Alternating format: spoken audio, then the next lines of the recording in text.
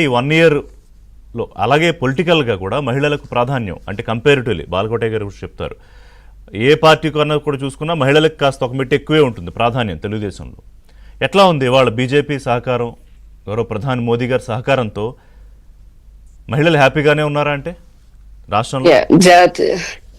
ముందుగా శ్రీమతి నమః వందే మాత్రం. జాతీయ చేనేత దినోత్సవ సందర్భంగా చేనేత కార్మికులందరికీ కూడా వారికి అభినందనలు, శుభాకాంక్షలు తెలుపుతున్నాము. ఈ సందర్భంలో నిన్న రాష్ట్ర ప్రభుత్వం చూసాము, వారికి 3 పథకాలకు కూడా వారికి ఓకే చేయడం జరిగింది మంత్రివర్గంలో. సో ఇకపోతే మీరు అడిగినటువంటి దాంట్లో అంటే మహిళలకి ఉన్నతిని కలిగించడము లేదంటే వారి సమగ్రమైనటువంటి అభివృద్ధికి దోహదపడేలాగా రాష్ట్ర ప్రభుత్వాలు ఉండడం అనేది మొదటి నుంచి కూడా మనం అటు ఇటు చంద్రబాబు నాయుడు గారిని చూసాము, ఇటు నరేంద్ర మోదీ గారు వస్తే కూడా ఆయన ఫస్ట్ ప్రధానమంత్రి లాగా సంతకం పెట్టినప్పుడు 4 పిల్లర్లు మహిళలు, రైతులు, యువత, శ్రామికులు అన్న దాంట్లో ఆ రోజు నుంచి ఈ రోజు వరకు కూడా అటు మా కేంద్రంలో ఉన్న ఎన్డీఏ ప్రభుత్వం కానీ ఇటు రాష్ట్రంలో ఉన్నటువంటి ఎన్డీఏ ప్రభుత్వం కానీ కలిసే పనిచేస్తున్నారు, అదే దృష్టితో ఉన్నారు. అందుకనే ఎన్నో దశాబ్దాలుగా ఆగినటువంటి మహిళా రిజర్వేషన్ బిల్లు 33% రిజర్వేషన్ బిల్లు అది ఎన్డీఏ కూటమి పాలన తీసుకుని వచ్చింది ప్రభుత్వం. అలా కాకుండా ఈ రోజున రాష్ట్రపతిని ఒక మహిళను చేసి అట్లా చాలా ఉన్నాయి. అంటే కేంద్ర మంత్రులాగా మహిళలను ఇవ్వడము, ఆఖరికి బీజేపీ ఇంతకుముందు పూర్వ అధ్యక్షురాలు మహిళను కూడా చేయడం పురంధరేశ్వరి గారిని. ఇట్లా చంద్రబాబు నాయుడు గారిని చూస్తే గనక ఆయన మొదట ముఖ్యమంత్రి అయినప్పుడు కూడా సెల్ఫ్ హెల్ప్ గ్రూప్స్ కి పెద్ద ఎత్తున వారికి ఊతాన్ని ఇవ్వడం. ఇప్పుడు మన రాష్ట్రంలో చూస్తే దగ్గర 10 లక్షలకు పైగా సెల్ఫ్ హెల్ప్ గ్రూప్స్ ఉన్నాయి. సో ఇప్పుడు మళ్ళీ మా కుటుంబ ప్రభుత్వం జగన్మోహన్ రెడ్డి హయాంలో వీటిని కేవలం ఎలా తయారు చేస్తారంటే, ముఖ్యంగా మహిళల గురించి చెప్పాలనంటే మహిళల్ని ఈ జగన్ ప్రభుత్వం వేసేటటువంటి అంటే వేరే పదం ఉపయోగించకూడదు కాబట్టి ఉపయోగించట్లేదు, ఈయనిచ్చేటటువంటి తాయిలాలు తీసుకొని ఇక వారి అంటే వారి ఇంకా ఉపాధిని కోల్పోయే విధంగా వేరే ఏ పని చేయాల్సిన అవసరం లేకుండా ఇవి ఇదిలో తీసుకొని తీసుకొచ్చారు. కానీ వేరే మా ప్రభుత్వం ఇప్పుడు ఈ సంవత్సర కాలంలో మీరు చూస్తే గనక అది బీట్ సూపర్ 6 అయినా అవ్వనివ్వండి, లేదంటే గనక మిగతా అదర్వైజ్ ఇప్పుడు ఎంఎస్ఎంఈస్ కేంద్ర ప్రభుత్వం ఎంఎస్ఎంఈలో ఎంతో రిఫార్మ్స్ తీసుకొచ్చింది. తద్వారా మహిళలు ఎక్కువ, ఎందుకంటే ఎంఎస్ఎంఈలో ఉండేటటువంటి వాళ్ళు ఎక్కువ శాతం మహిళలు ఉంటారు. అలాగే ఇప్పుడు ఎస్హెచ్జీలో కూడా చూడండి, కేంద్ర ప్రభుత్వం కూడా చాలా పెద్ద ఎత్తున ఫైనాన్షియల్ అసిస్టెన్స్ ఇస్తుంది. రాష్ట్రం కూడా చంద్రబాబు నాయుడు గారు కూడా మేము ఈ సంవత్సర కాలంలో ముందు రాగానే ప్రభుత్వంలోకి రాగానే ఎస్హెచ్జీల పైనే ఫోకస్ పెట్టారు. అటు ఇంకొక పక్క మనం డ్రోన్ దీదీ, లక్పతి దీదీ అని చెప్పని కేంద్ర ప్రభుత్వం అయితే ప్రతి మహిళని లక్షాధికారం చేయాలని చెప్పని ఇప్పుడు మహిళా రైతులకి వారికి డ్రోన్లు కూడా ఇస్తున్నాం. అది మన రాష్ట్రంలో కూడా మన చంద్రబాబు నాయుడు గారు అన్న దాన్ని కూడా ఉపయోగించుకోవాలని. అంటే ఇలా మహిళలు అటు దేశవ్యాప్తంగా చూసినా అటు జన్ధన్ యోజన కానివ్వండి, ఈ రోజున యూపీఐ పేమెంట్స్ ద్వారా కానివ్వండి, ఇతర ఏదైనా సరే ఇటు మన రాష్ట్రంలో కూడా ఆక్వా రంగం కానివ్వండి, అన్ని రంగాల్లో దాదాపుగా మహిళా పారిశ్రామికవేత్తలు అత్యధికంగా ఉన్నటువంటి రాష్ట్రంలో నా రాష్ట్రం ఉన్నందుకు నేను కూడా ఒక మహిళా పారిశ్రామికవేత్తను అయినందుకు నేను నిజంగా గర్వపడుతున్నాను. దీనికి కారణము విమెన్ ఎంపవర్మెంట్.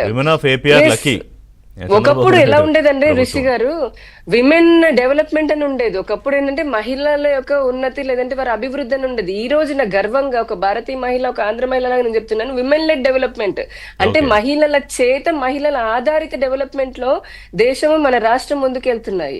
ఈయన 5 సంవత్సరాలు ఎంత ధ్వంసం చేసినా, అటు కల్తీ మద్యం ద్వారా అనుకోండి, రకరకాల ఇంకేం చేసినా కూడా ఈ రోజున మళ్ళీ ఆంధ్ర మహిళ, భారతీయ మహిళ తిరిగి నిలదొక్కుకోగలిగింది.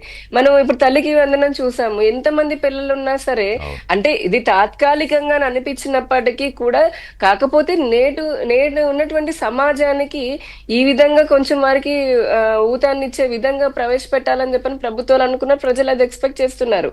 అన్లైక్ జగన్మోహన్ రెడ్డి గవర్నమెంట్, ఆయన ఏంటంటే కేవలం తాయిలాలు ఇచ్చారు, కానీ మేము శాశ్వతమైనటువంటి అభివృద్ధి కూడా అంటే ఇక్కడ మీరు చెప్పిన దానికి కొనసాగింపు ఏంటంటే యామిని శర్మ గారు, జగన్మోహన్ రెడ్డి ఆలోచనకి చంద్రబాబు నాయుడు గారి ఆలోచనకి ఏంటంటే, జగన్మోహన్ రెడ్డి ఏంటి ఎప్పుడూ నేను ఇస్తే వీళ్ళు తీసుకోవాలి, ఆ డిపెండెన్సీ ఉండాలి అనుకుంటాడు ఆయన.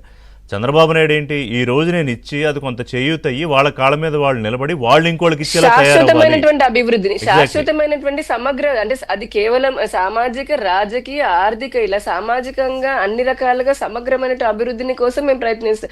ఇంకొక ఉదాహరణ అండి, మీరు ఇందాక మనం స్టాటిస్టిక్స్ గురించి మాట్లాడుకున్నాము.